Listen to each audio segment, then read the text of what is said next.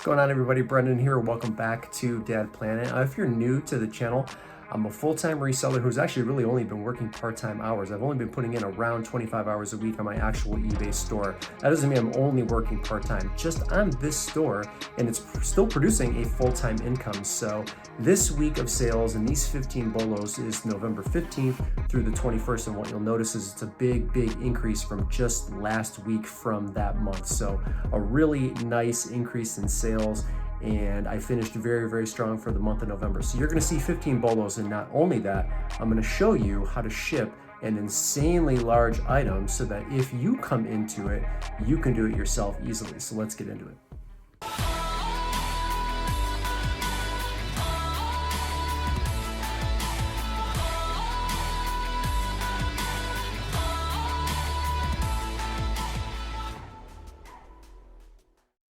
All right, big difference from this week relative to last week. 3,000 in gross sales, 1,900 in net sales. You can see my selling costs are a little bit higher, and you'll figure out why here as I show some of these bolos. A lot of international shipping, so that cost me a little bit more than normal. 33% is pretty high, but look at my average sales price, 62 bucks, 2% up from the prior period.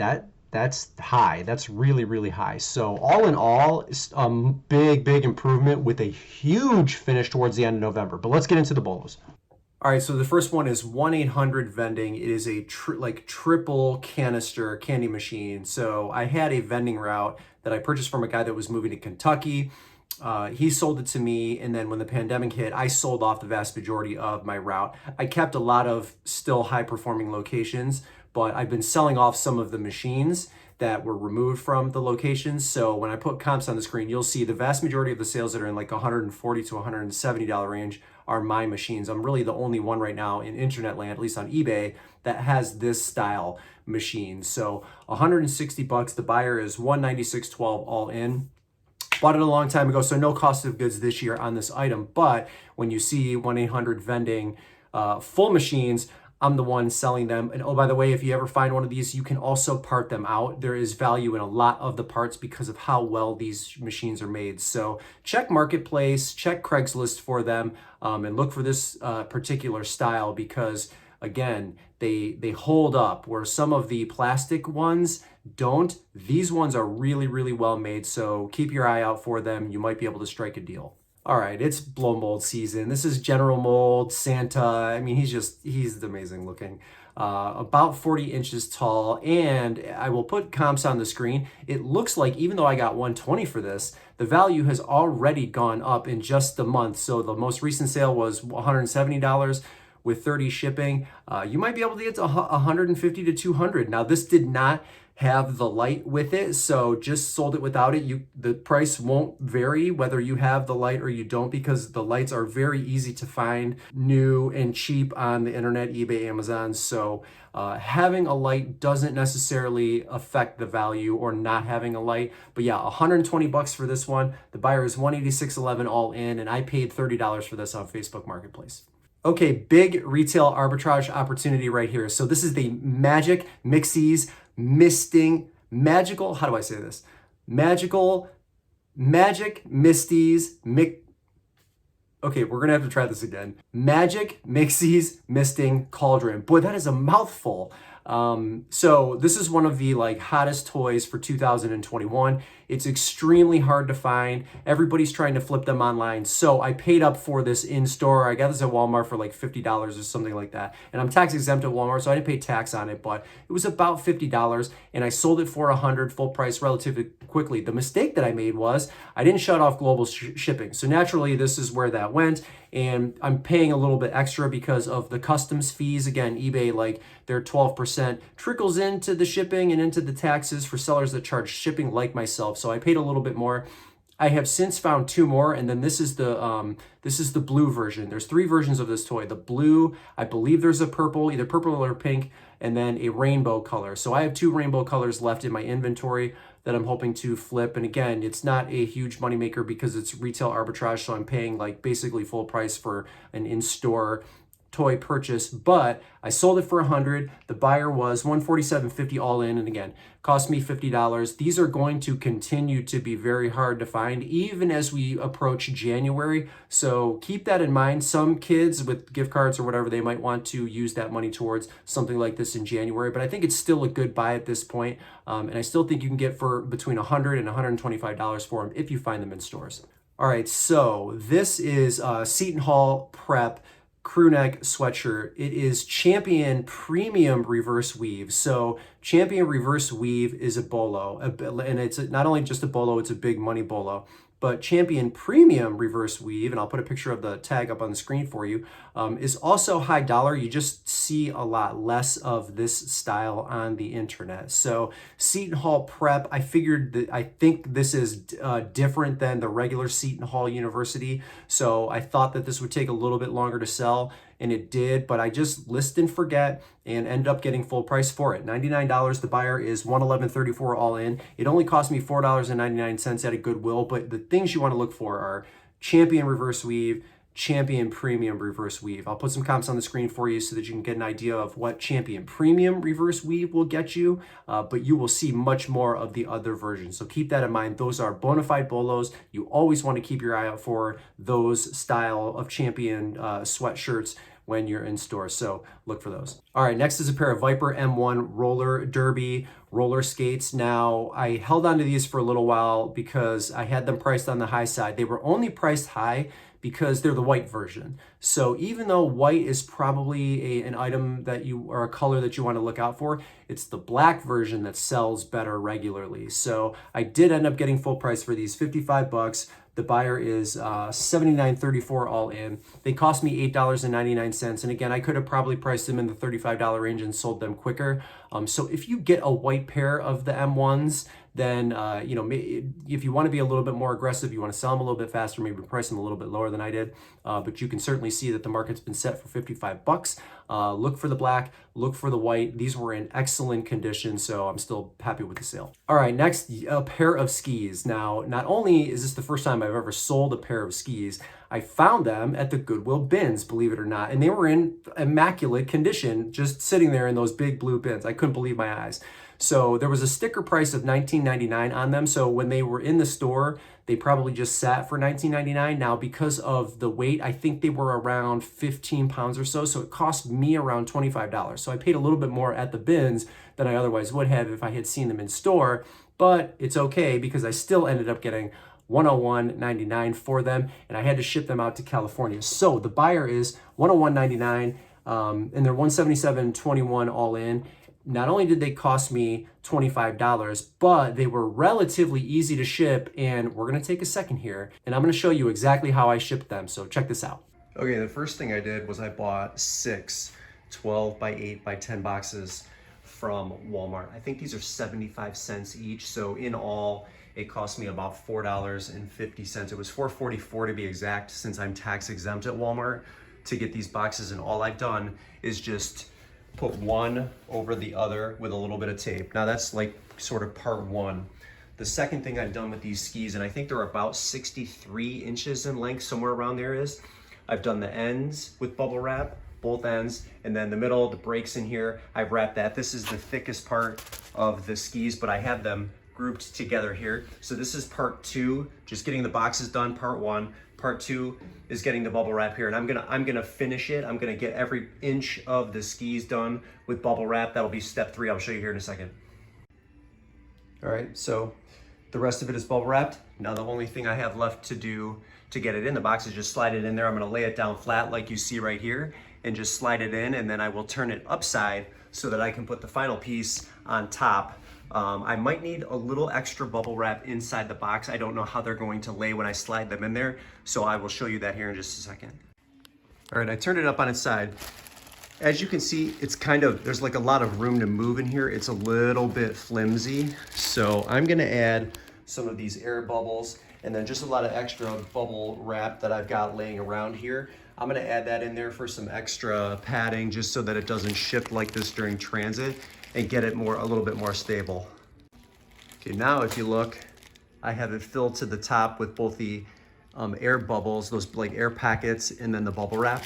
Now it's not moving at all. Now it's nice and firm and sturdy. That's exactly what I want. So this will make this a lot easier to move, to prevent the shifting inside the box once they get it from the store that I drop it off to the distribution center. Once it's on the truck, I'm not really worried about it. It's what happens between those times that is would be the most concerning. But right now, all we have to do is put the top on this bad boy and we should be finished. There it is in all its glory. The thing went about 61 inches by 13 by 8. The buyer paid $68 to have this shipped from Ohio to California, and it cost me about $63, so that kind of offset the price of the boxes, which were what, $4.44. So in all, a good experience for me. First time I've ever shipped skis, and very easy to ship. Did not take me long at all. Again, never be afraid to ship big items. Okay, hope you enjoyed that. So next sale is a color wheel. The model number on this is CW-1. Now these Christmas tree color wheels are used primarily to light up the aluminum pom-pom trees that you end up seeing. Very, very rare to find some of those, and they sell for a huge dollar amount. So on Facebook Marketplace, a woman was selling both a pom-pom tree, an aluminum tree, and then 2 color wheels, one of which didn't really work, and that's this one. It wasn't rotating properly. So I did end up still selling this for $42.49. The buyer is $71.20 all in. I sold this one for $42.50. I sold the other working color wheel for $100, and I sold the Christmas tree for $600. You will see that in a future video. Unbelievable sale. I paid $260 for everything, and I'm happy because I knew that the time was right and all of those things would sell because they are in such high demand. So hey, even if you find a color wheel that won't rotate, it's not working properly, you still get 40 bucks for it. So keep your eye out for these color wheels because they sell extremely fast. All right, next sale is a Polly Pocket Cinderellas Castle. It is Trendmaster from 1996. This had some of the components with it, and it also had the key, so I think that probably made this not a little bit more valuable, but a little bit more desirable. If you found this, even with no figures or no key, I think you still probably get $40 to $50 because the structure itself is just that hard to find these days. And there's still a demand for it. So I was fortunate enough to have all of those figures and have the little key to go with it. And I got full price, and this actually went overseas as well. So buyer is $126.10 all in, and it cost me $3.99. I think this is the second one that I've sold in the last maybe 24 calendar months. So keep your eye out for this Cinderella's Castle Polly Pockets from 1996. All right, for those of you that didn't see the Goodwill Bins challenge that I did with my oldest daughter, I'll link the video in the description because it was a lot of fun. So we went to the Goodwill Bins, and it was just like me versus her, and we didn't really rehearse any of it. It was just like, let's see what you find and let's see what I find. Well, this was the winner of the trip, and my lovely oldest daughter was the one that found it. So vintage 1978 Play School Bug World. This is a bolo, if you can, especially if you can find the little characters and pieces that go with it. Structure alone, I think you can probably get $25 to $30 with it, but I knew because we found a lot of the parts and components and bug figures that come with it that we could get a little bit more for it. So we did sell it for full price, $45. And the buyer is $60.19 all in. So at about 2 pounds at the bins, this was around a $3 purchase, but the important thing for me was that I got to spend time with one of my kids, and we had fun digging through the trash at the bins. What can I say? Great sale. All right, next is a pair of St. John Caviar dress pants. These are women's size 14. When they were new, they were around $400. I went to a Goodwill maybe a year ago and found 7 or 8 pairs on a rack, and so I bought all of them, and easy $50 to $60 every time you find them. So I had these listed for $60. I took an offer of $51, and the buyer, well, $50 and shipping, I'm gonna have to assume is around $10. For whatever reason, when I sell quantity multiples, it doesn't show, the screen that I'm using doesn't show me what they paid in shipping and tax. So let's assume it was about $10. So the buyer is going to be around $62 all in.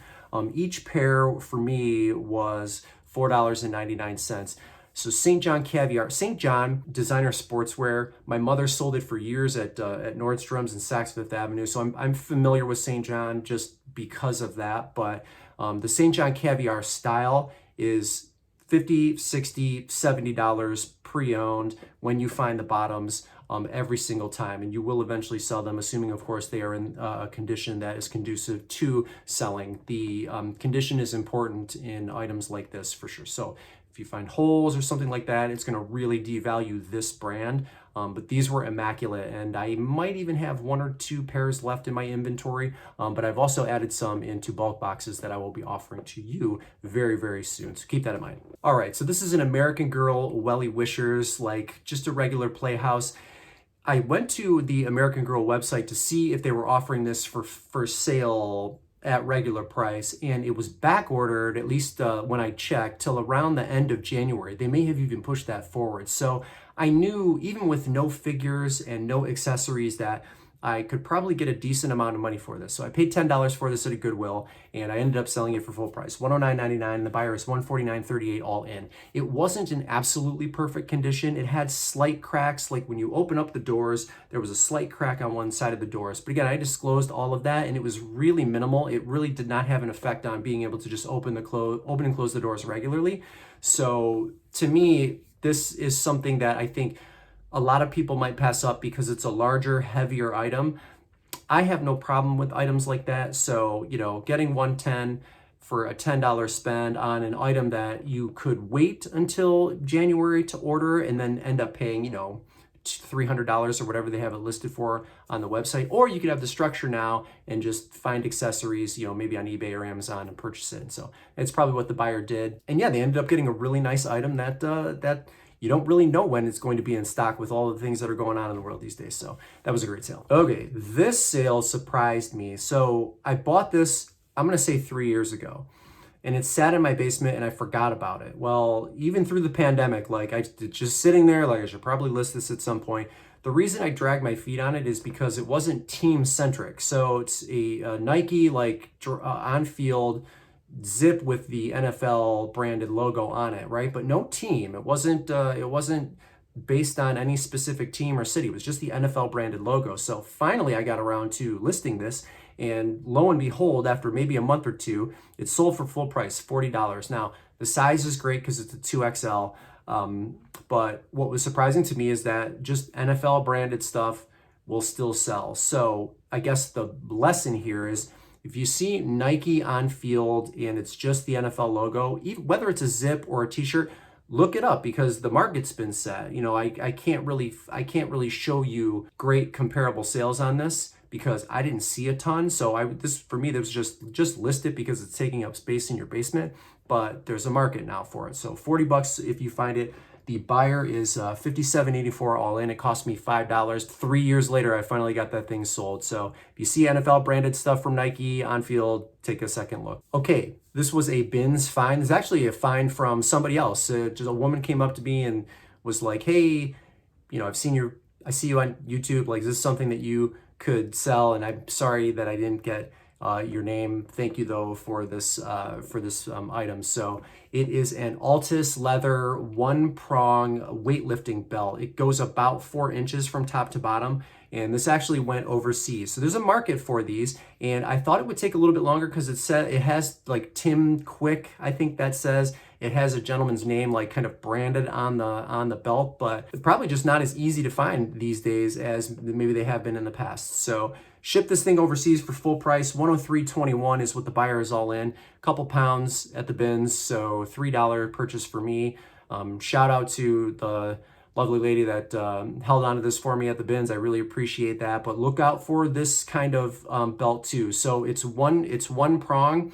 You will see 2 prong, and they may even make a 3 or a 4. I'm not certain, but you'll see 2 prongs for sure. I don't know how that affects the value on it, but look for those now that you know that there's a market for a belt like this. So just keep that in mind when you see it, because you might have, you know, $40, $50 on your hand. All right, this next one was a fun one because the thing was light and kind of it felt, it almost, I shouldn't say it felt lower quality, but it did feel lower quality because of how light it was. So it's a 1978 Battlestar Galactica Cylon figure that went 12 inches. Now, there were no batteries in store for me to test this, so I did have to take a chance on it when I got it home, but it was only $3.99 for me, and running the comps, I could clearly see that there was a huge market for this figure. So I ended up getting full price for this. The buyer is $68.57 all in. However, if you can find this guy with the gun attachment, you're going to get $125 to $175, even pre-owned, if you can find that piece. Mine obviously did not come with that, but with the batteries, it worked perfect. So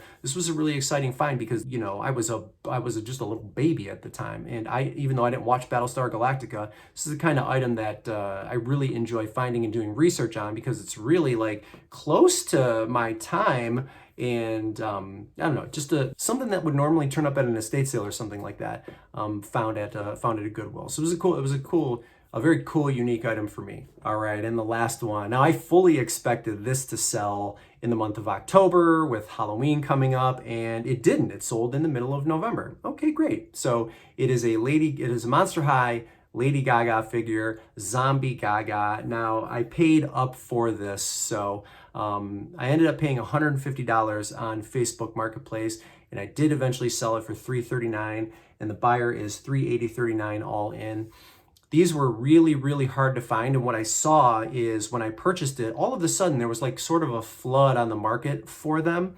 So it took me a little while to get it sold. What I noticed also, though, is, and I'll have comps on the screen, the value of this doll has already skyrocketed. So if you find one that is in new condition like I found, I think you can probably get $400. You might even be able to get more than $400 for it. So do what I did and check Facebook Marketplace. You might see one on Craigslist. Those are the two places that I would check for that. And if you're an Amazon seller, consider selling it new on Amazon as well, because you might even be able to get into the $500-$600 range for this doll. I'm happy with $340, even though I spent $150. So I made about $140 on it if you subtract fees and cost of goods and all of that stuff. So it was still a really great sale, but this was a much better week. 15 more in the books. All right, hope you enjoyed that. Thank you so much for tuning in. Make sure you leave a like if you liked what you saw or you learned something, and then consider subscribing if you are not a subscriber to the channel. Become a member of the Dad Planet family. That helps me, and I'm greatly appreciative of each and every one of you. But that is all I have for you this week. Signing out, Brendan here at Dad Planet, and we will see you in the next video.